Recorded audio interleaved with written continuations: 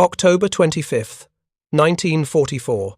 Philippine Sea, 200 kilometers east of Leyte Gulf.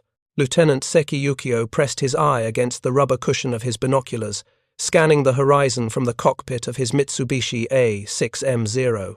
The morning sun was climbing behind him, painting the ocean in shades of copper and gold. Through the scattered clouds at 4,000 meters, he saw something that made his breath catch in his throat. A carrier, American, massive beyond anything he'd seen in 3 years of war. Its flight deck stretched 300 meters, longer than 3 soccer fields laid end to end. The hull displaced 30,000 tons. Even from this distance, Seki could see aircraft lined up on deck, tiny dark shapes that looked like insects from this altitude. But what struck him most was how alone it seemed. No escorts visible, no destroyer screen, just the carrier, steaming northeast at what looked like 20 knots.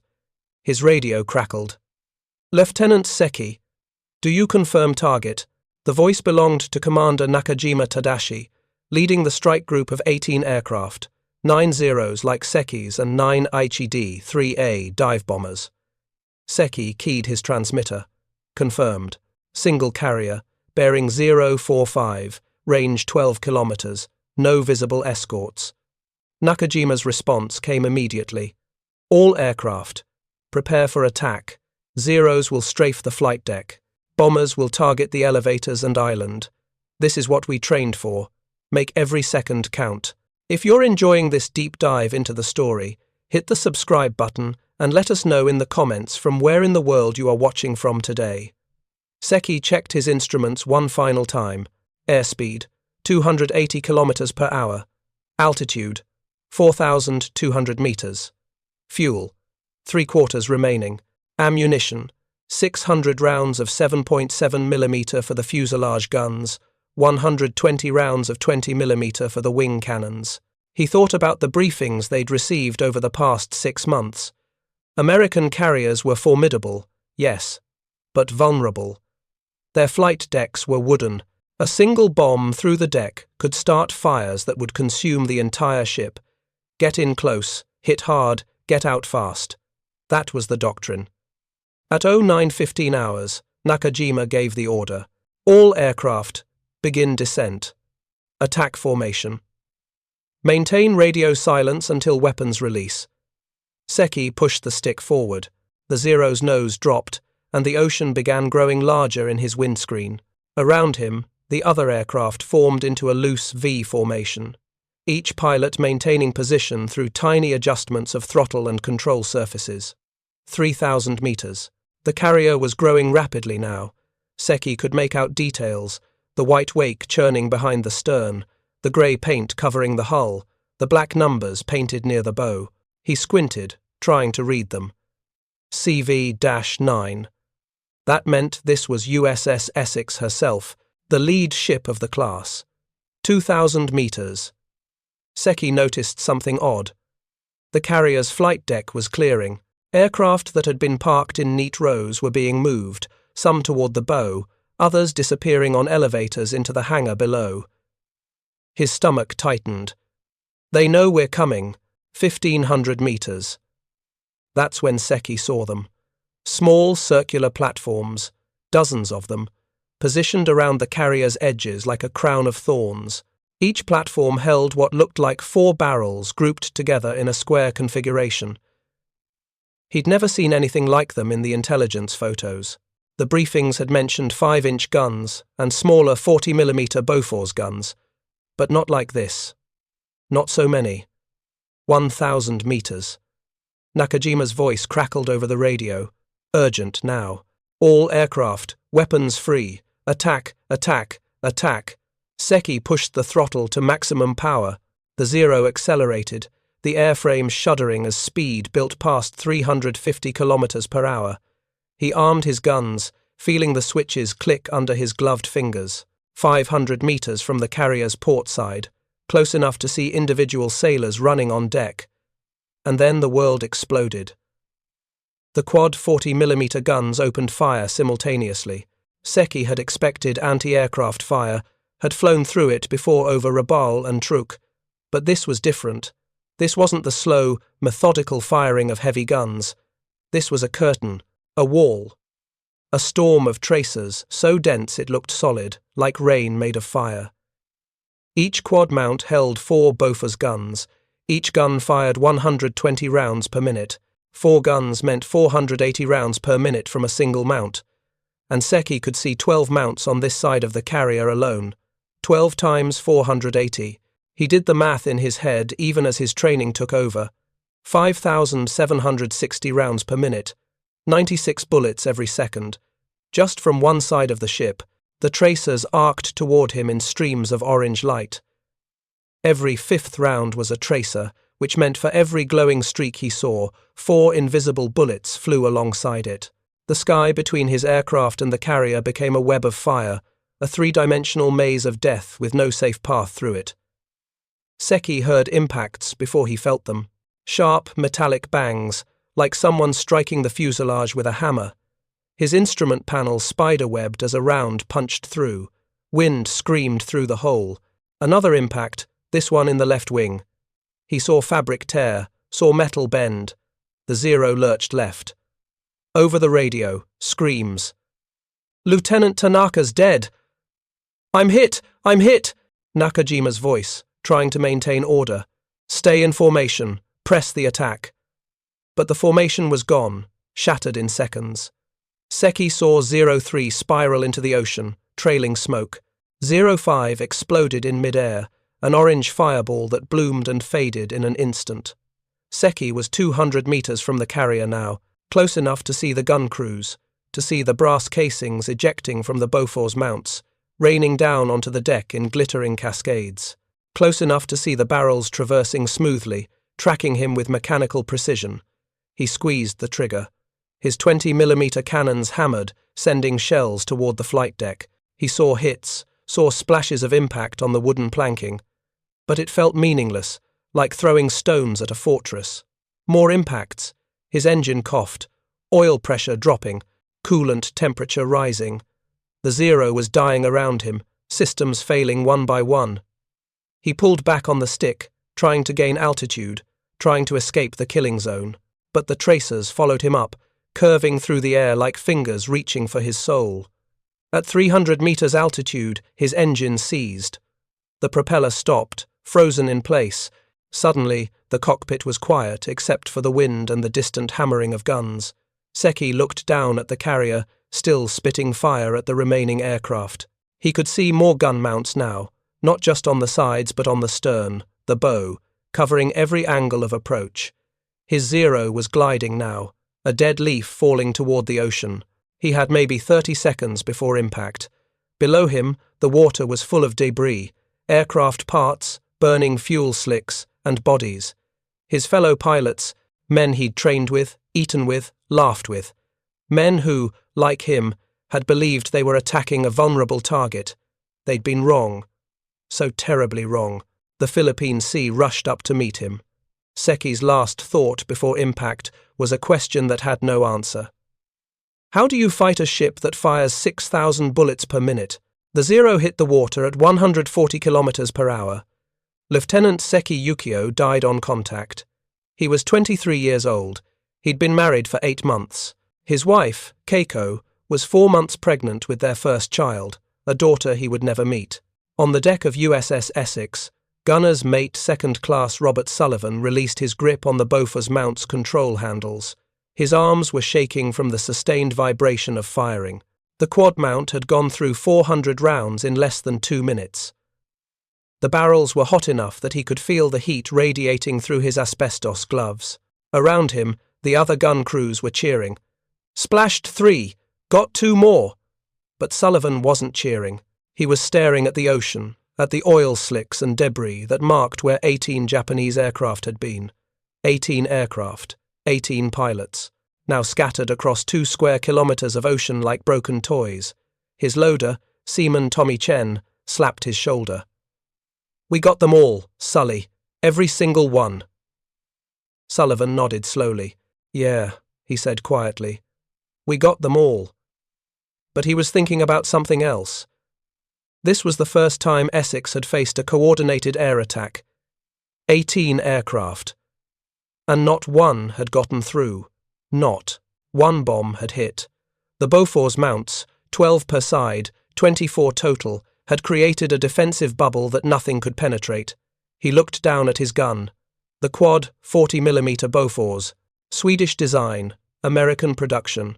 Rate of fire, 120 rounds per minute per barrel.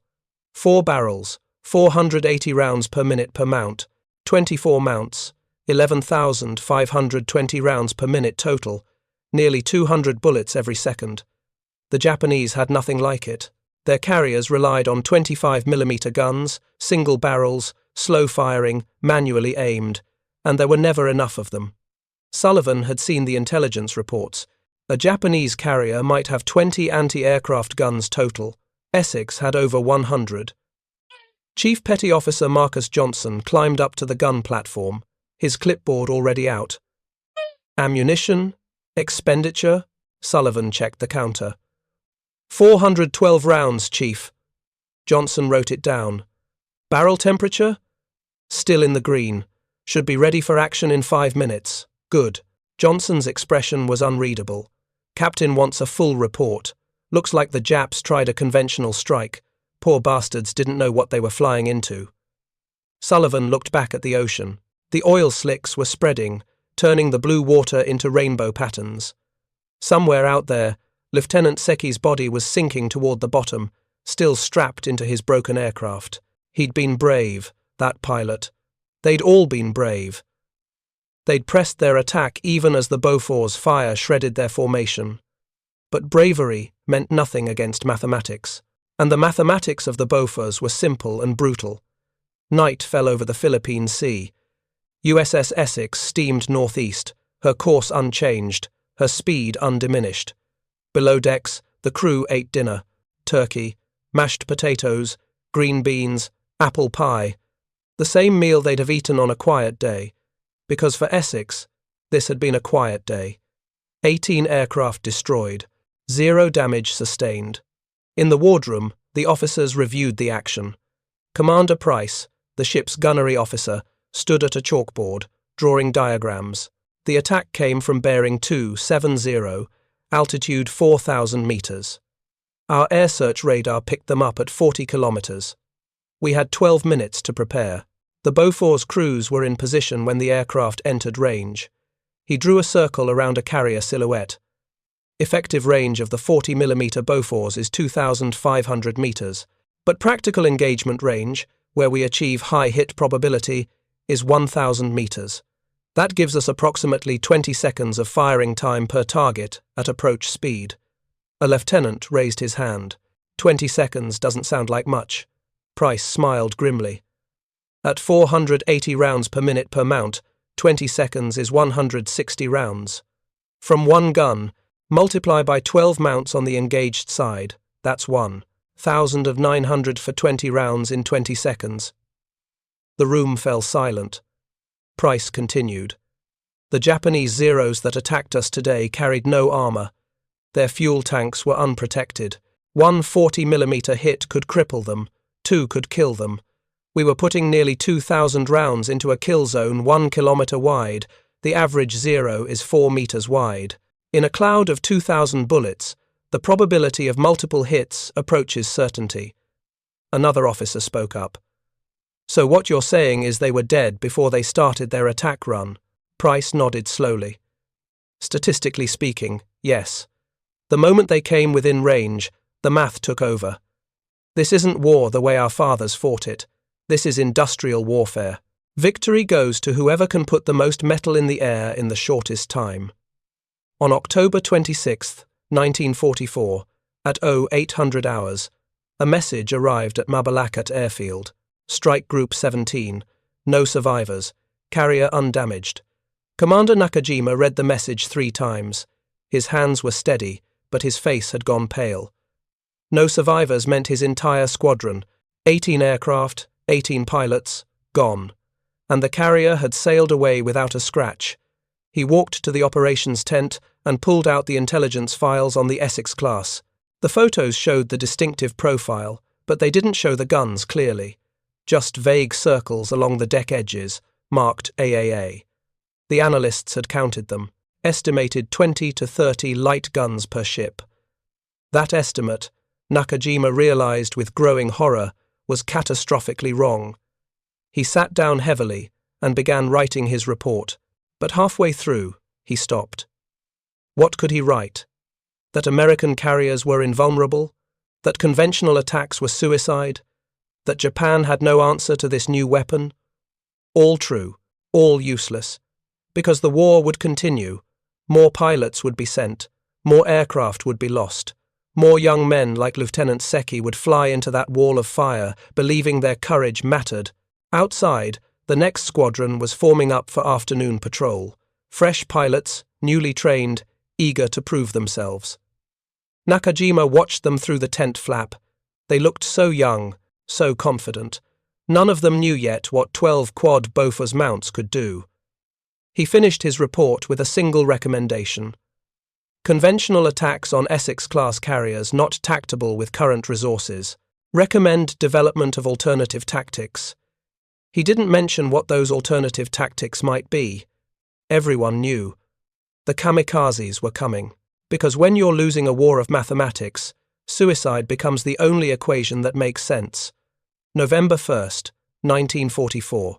USS Essex was anchored at Ulithi Atoll, taking on supplies and ammunition. Chief Petty Officer Johnson stood watching as crates of ammunition were hoisted aboard by crane. Each crate held 400 rounds, 48 crates per day.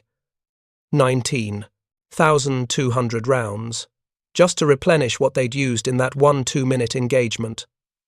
Johnson thought about the Japanese. Their intelligence had to know about the Bofors by now. They'd lost enough aircraft. But what could they do? Build their own? Japanese industry was already stretched to breaking. They couldn't match American production. It wasn't about courage or skill anymore. It was about arithmetic. November 15th, 1944. In Japan, at the Naval General Staff Headquarters in Tokyo, Vice Admiral Onishi Takejiro sat in a conference room filled with charts and photographs. The walls were covered with silhouettes of American ships, maps of the Pacific, deployment schedules. On the table before him lay a report marked Most Secret. The subject line read, Analysis of Anti-Aircraft Capabilities, U.S. Essex-Class Carriers. The report was compiled from interrogations of pilots who'd survived attacks on American carriers, from gun camera footage recovered from downed aircraft, from intelligence gathered by submarines observing American task forces. The conclusions were devastating. Essex-Class carriers mount approximately 96 40mm Bofors guns in quad configurations. Rate of fire per mount, 480 rounds per minute. Total defensive output, 11,520 rounds per minute. Effective range, 2,500 meters. Fire control, radar directed with mechanical computing systems.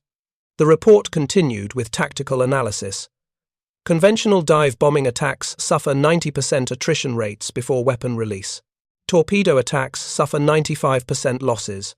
Strafing runs achieve zero significant damage while sustaining 100% losses. Current Japanese anti-aircraft capabilities insufficient to defend against similar attacks. Estimated defensive output of Shokaku-class carrier, 1,200 rounds per minute using 25mm guns. Onishi set the report down and removed his glasses, rubbing his eyes. The numbers told a story of technological and industrial superiority so complete it bordered on science fiction. The Americans had created a defensive system that made their carriers nearly untouchable by conventional means, and they were building more of these ships faster than Japan could sink them. He thought about the pilots. Young men like Lieutenant Seki, trained at great expense, sent on missions that the mathematics said were impossible. Japan couldn't afford to lose pilots at this rate, couldn't replace them fast enough, couldn't train new ones quickly enough. The Americans could. Their pilot training programs graduated thousands of aviators per month. Their aircraft factories produced fighters and bombers by the hundreds per week. Their carriers, these Essex-class monsters, rolled out of shipyards every few months. A captain across the table spoke quietly. Admiral, the report recommends we discontinue conventional attacks on American carrier groups. The losses are unsustainable. Onishi nodded slowly. I know, but we cannot allow these carriers to operate freely. They will destroy our remaining air forces, support amphibious landings, bomb our cities. We must find a way to reach them. Another officer, younger, spoke up. What if we accept the losses? Use the attacks as training for new pilots, learning the enemy's patterns? Onishi shook his head. We're not trading evenly. Every pilot we lose took 2 years to train. Every aircraft costs what? 600,000 yen to produce?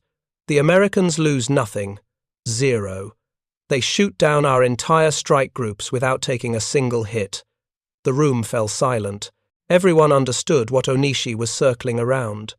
The unspoken option that had been discussed in quiet hallways and private meetings. The tactic that violated every principle of the Bushido Code, every tradition of the Imperial Japanese Navy. The mathematics of suicide. If a conventional attack suffered 95% losses, why not make that final 5% count? Why not guarantee that every lost pilot, every destroyed aircraft, achieved something? 1 plane, 1 bomb, 1 pilot. Aimed not at destroying the carrier, but at hitting it, damaging it, forcing it to withdraw for repairs. If 10 kamikazes attacked and 9 were shot down, but 1 got through, that was still better odds than conventional tactics. Onishi spoke slowly, choosing his words carefully. Gentlemen, we are discussing the formation of special attack units, pilots who will deliberately crash their aircraft into enemy ships, ensuring maximum damage. The room remained silent. No one objected. No one spoke in favor. They all understood. This wasn't about honor or glory.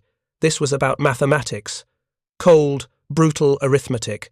Japan was losing the equation, and suicide was the only variable they could control. December 7th, 1944, 3 years exactly since Pearl Harbor, USS Essex was operating in the Philippine Sea, providing air support for ground operations on Luzon. The ship had been in continuous combat for 6 months. She'd shot down 112 aircraft. She'd launched over 10,000 sorties. She'd steamed over 80,000 kilometers, and she'd never taken significant damage. On the bridge, Captain Carlos Weber stood watching the horizon. Reports were coming in of new Japanese tactics, aircraft attacking in single-ship dives, making no attempt to pull up before impact. Kamikazes. Suicide planes. The intelligence summary on his desk was grim. November 20th, USS Ticonderoga hit by kamikaze, 143 killed. November 25th, USS Intrepid hit, 69 killed. November 27th, USS Cabot hit, 36 killed. The list went on. Weber understood what had changed. The Japanese had done their own math. They'd realized that conventional attacks couldn't penetrate the Bofors defense, so they'd changed the equation. Instead of trying to survive the attack, they'd eliminated survival from the calculation. A kamikaze didn't need to pull up, didn't need to escape. He just needed to get through. And that changed the mathematics significantly. A conventional pilot, trying to survive, would break off an attack when the anti-aircraft fire became too heavy, would take evasive action that reduced accuracy, would preserve his aircraft and his life. A kamikaze had none of those constraints. He would fly through the fire, accept the hits, keep coming even as his aircraft disintegrated around him. As long as the engine kept running, as long the controls responded, he would keep coming. Weber turned to his executive officer, Commander. I want all Bofors crews to run drill scenarios, target practice on high speed, low altitude, direct approach vectors. No evasion. Maximum closing speed.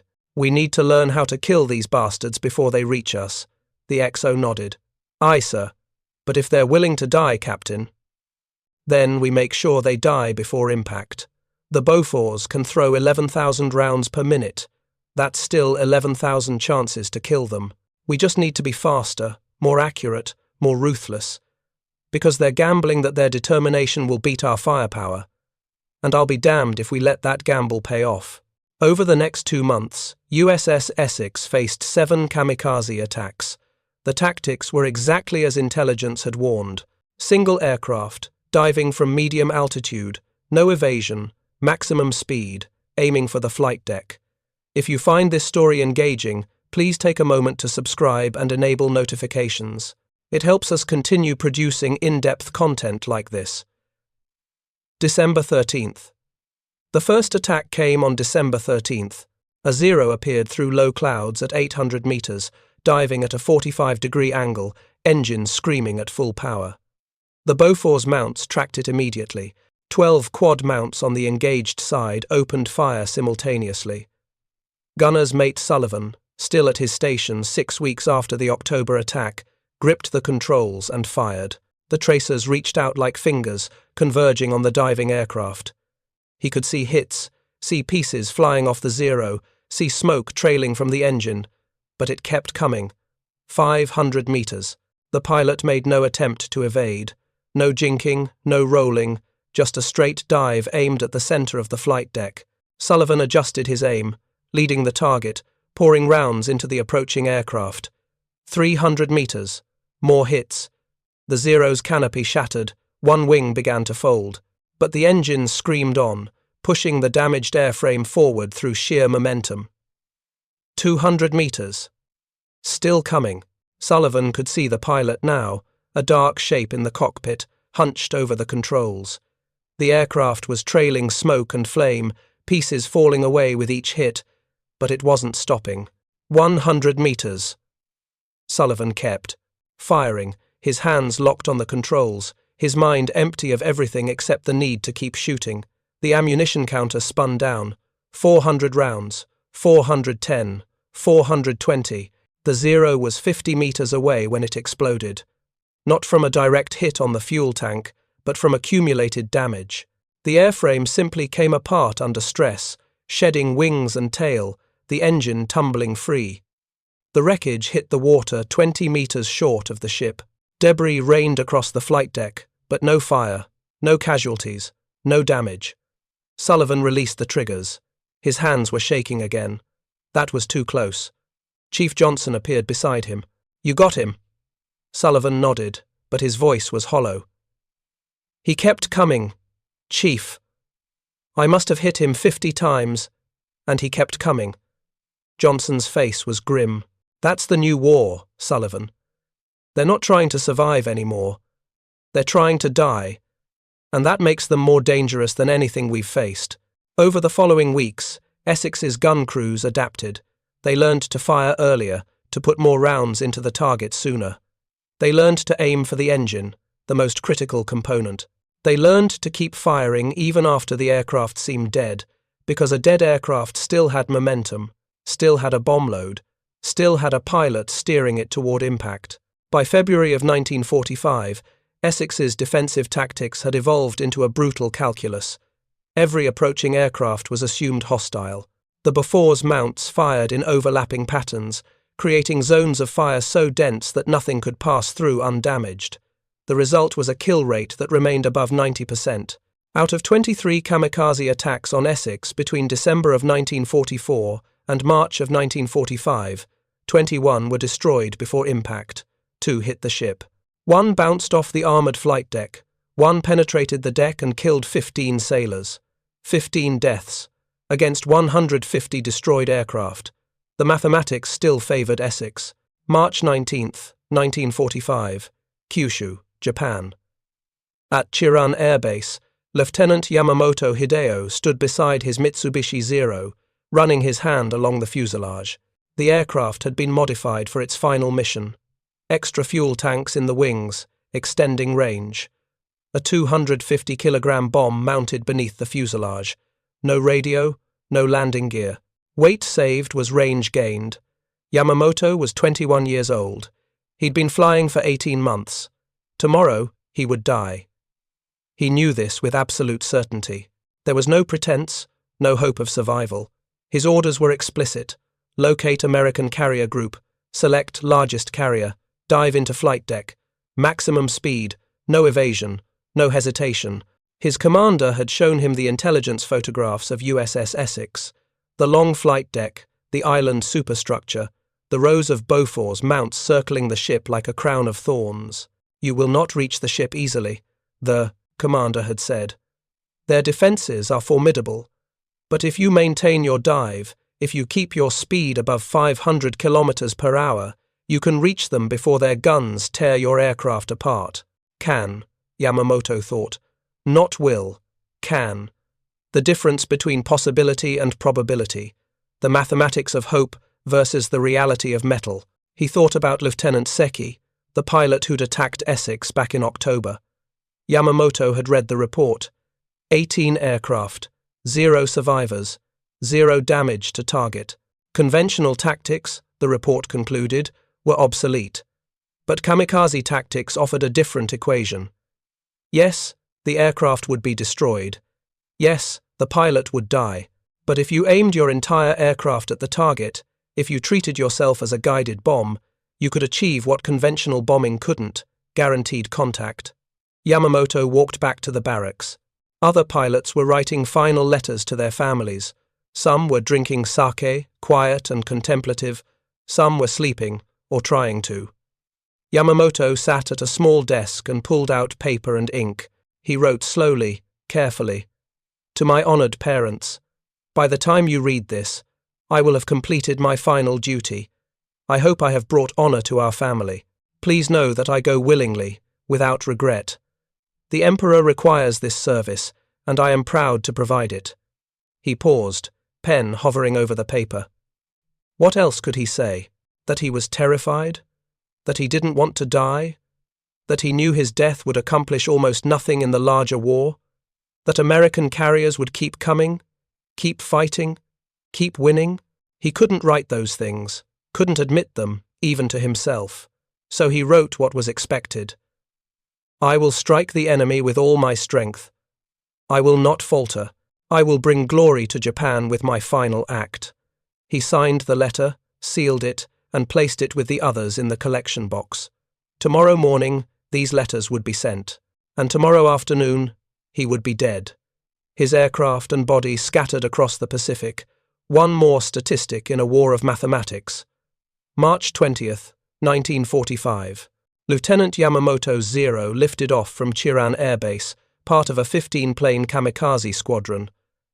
At 0900 hours, the squadron leader's voice crackled over the radio. American fleet sighted. All aircraft, prepare for attack. Yamamoto saw the ships through the morning haze. He focused on the largest carrier, Essex-Class. He pushed the stick forward and began his dive. 400 kilometers per hour. 450. 500. That's when the first tracers appeared. Orange streams arcing up from the carrier. Dozens of them, hundreds of them, creating a web of fire. He'd been briefed on this, but the briefing hadn't captured the reality. This wasn't fire. It was a wall. He felt impacts immediately, the canopy spider-webbed. His left wing shuddered. But the engine kept running. The controls still responded. 800 meters. The carrier grew massive in his windscreen. More impacts. His instrument panel exploded. 600 meters. His engine coughed, lost power, then surged back. The Bofor's fire was concentrated on him now. 400 meters. Yamamoto aimed for the center of the flight deck. His hands were locked on the control stick. 200 meters. He could see sailors running on deck. So close. He was going to make it. 50 meters. And then his left wing came off, severed cleanly by 40mm rounds. The Zero tumbled violently, and then it hit. Not the flight deck. The water. 20 meters short. The Zero impacted the ocean at 300 kilometers per hour. The aircraft disintegrated instantly. Lieutenant Yamamoto Hideo died instantly. He was 21 years old. He'd followed his orders perfectly. He'd maintained his dive. And he'd failed. On USS Essex's deck, Sullivan lowered his Bofor's mount. That's 16, he said quietly. 16 kamikazes we've splashed. Chief Johnson stood beside him. 16. And they keep coming. Sullivan checked his ammunition counter. 320 rounds in 30 seconds. The math works for us, Chief. 11,000 rounds per minute versus one plane. We win every time. Johnson nodded slowly. Yeah, we win. August 6th, 1945. The first atomic bomb fell on Hiroshima. August 9th, the second on Nagasaki. August 15th, Japan surrendered. The war was over. USS Essex steamed into Tokyo Bay on September 2nd, part of the massive Allied fleet that gathered to witness the surrender ceremony. From the flight deck, Sullivan watched the Japanese delegation board USS Missouri. Small men in formal dress, climbing the gangway to sign documents that ended their nation's dream of empire. He thought about Lieutenant Seki, about Lieutenant Yamamoto, about all the kamikazes who'd flown into that wall of fire. They'd been brave, impossibly brave. But bravery hadn't mattered. The mathematics had been decided long before. Chief Johnson appeared beside him. You thinking about them? Sullivan nodded. All of them. Every pilot we shot down. They never had a chance, did they, Chief? Johnson shook his head slowly. No, they didn't. But they fought anyway. That's the tragedy of it. They knew the math and fought anyway. USS Essex returned to the United States in October 1945. She'd served in combat for 17 months. She'd launched over 20,000 sorties. She'd shot down 179 aircraft. She'd suffered 93 casualties, all from kamikaze attacks. Her Bofors mounts had fired over 2 million rounds, and she'd never been seriously damaged. The mathematics had held. In December 1945, Essex underwent post-war refit. Many of the gun crews were discharged. Sullivan went home to Pennsylvania. He married his high school sweetheart, had 3 children, worked in a steel mill for 35 years. He never talked about the war, never mentioned the Bofors. But sometimes, late at night, he would wake from dreams of tracers arcing through the sky, of aircraft diving toward him. And he would lie awake, doing the mathematics again. 11,000 rounds per minute, 179 aircraft destroyed, 179 pilots dead. The numbers that had saved his life, the numbers that haunted him. In Japan, the families of kamikaze pilots received letters, form letters, identical except for the names. Your son died honorably in service to the Emperor. His sacrifice will be remembered. Please accept our condolences. Mrs. Yamamoto Sachiko received her letter in September 1945. She read it once, folded it carefully, and placed it in a box with her son's photographs. She never cried, at least not where anyone could see. In Osaka, Mr. and Mrs. Seki received their letter in October. Lieutenant Seki's daughter, born in May, would never know her father, would grow up with only photographs and stories, would spend her life wondering what kind of man he'd been, what he'd thought in those final moments. The mathematics of war extended beyond the battlefield. For every pilot shot down, a family destroyed. For every kamikaze splashed, a widow made, children orphaned, parents left to grieve. The numbers multiplied, spreading like ripples from a stone dropped in still water. 179 aircraft destroyed by Essex alone, 24 Essex-Class carriers total, 4,296 aircraft shot down by the Bofors mounts of those carriers, 4,296 families broken. And that was just the kamikazes. Add the conventional bombers, the fighters, the torpedo planes, add the German aircraft, the Italian aircraft, all the pilots who'd flown into walls of anti-aircraft fire and died. The mathematics became incomprehensible, the human cost incalculable, but the weapons remained. After the war, the Bofors 40mm gun became standard equipment on American warships for decades. Improved, upgraded, fitted with radar directors and automatic targeting systems. The lessons learned from Essex-Class carriers, from those desperate months in 1944 and 45, shaped naval doctrine for generations. The principle was simple and brutal. Defensive firepower must exceed offensive capability. Put enough bullets in the air, and nothing gets through. It worked in World War II. It worked in Korea. It worked in Vietnam. The mathematics held. In 1973, USS Essex was decommissioned. She'd served for 31 years, longer than any other Essex-Class carrier. Her Bofors mounts were removed, sold for scrap or placed in museums. The ship herself was scrapped in 1975, cut apart in the same shipyards that had built her. But one Bofors mount was preserved, restored, painted, placed on display at the Naval History and Heritage Command in Washington, D.C. A small plaque beside it read, Quad 40mm Bofors anti-aircraft mount from USS Essex, CV-9. This weapon system, and 23 others like it aboard Essex, protected the ship from 179 aerial attacks during World War II. Rate of fire, 480 rounds per minute.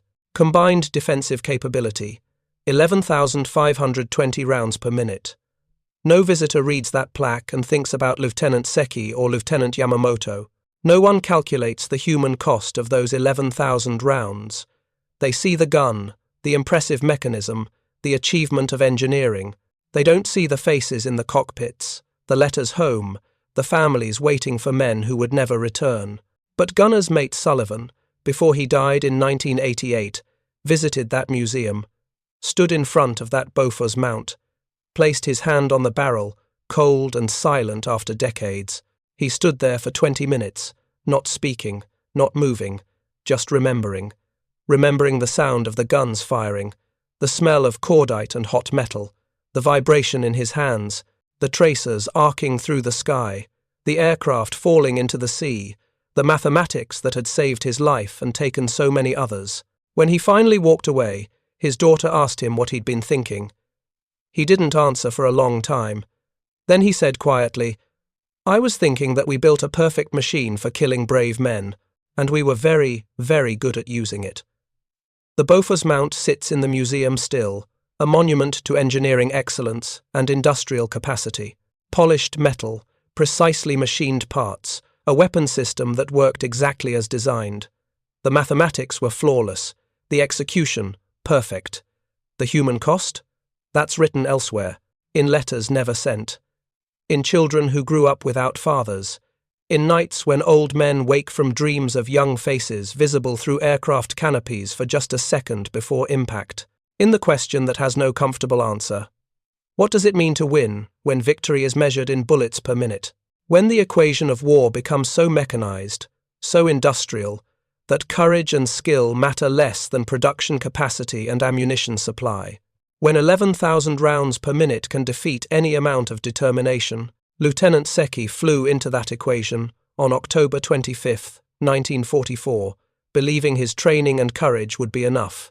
He was wrong. The mathematics gave him no chance. Lieutenant Yamamoto flew into the same equation 5 months later, knowing he would die but hoping his death would matter. He was also wrong. The mathematics were unchanged. Gunner's mate Sullivan served those mathematics faithfully, defended his ship, survived the war. He was right to do so. But rightness and mathematics don't erase the cost. USS Essex proved that a carrier could be made nearly invulnerable through superior firepower. 12 quad Bofors mounts, firing 11,000 rounds per minute, could stop almost any attack. The Japanese had no answer to it.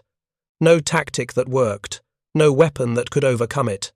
They tried conventional attacks and were slaughtered. They tried kamikazes and were slaughtered slightly less quickly. The mathematics were relentless. And that is perhaps the most important lesson of the Pacific War. Not that courage doesn't matter, not that training and skill are irrelevant, but that in industrial warfare, production capacity determines outcomes more than any other factor. America could afford to put 96 Bofors guns on a carrier, could afford 2 million rounds of ammunition, could afford to build 24 Essex-Class carriers, could afford to lose hundreds of aircraft and replace them within weeks. Japan could afford none of that. Their industrial capacity was a fraction of America's. Their resource base was insufficient. Their production infrastructure was vulnerable to bombing. They were fighting a war of mathematics they couldn't win. The Bofors mounts were just the most visible evidence of that disparity. 11,000 rounds per minute versus one attacking aircraft. The equation had only one solution, and 18-year-old pilots, however brave, however skilled, however determined, could not change mathematics. Today, the last survivors of those battles are in their 90s. They carry different memories, different traumas, different understandings of what happened. But they share one thing: They all remember the sound. The American gunners remember the hammering of the Bofors. The Japanese pilots remember the silence after the engine stopped. Both sounds are the same story, told from different sides. The story of what happens when mathematics becomes weapon. If you believe that wars are decided not just by courage but by calculus, comment the number 7 below. If you understand that every bullet fired had a factory behind it, a supply chain, a nation's industrial might, like this video. And if you want to understand how engineering and mathematics shaped the outcome of the 20th century's greatest conflict, subscribe now. Because the story of World War II is not just about battles and generals, it's about the quiet power of production lines, the deadly efficiency of weapons like the Bofors, and the mathematics that decided who lived and who died long before the first shot was fired. This is history told through engineering, through numbers, through the cold equations that determined the fate of empires. Thank you for watching. For more detailed historical breakdowns, check out the other videos on your screen now, and don't forget to subscribe.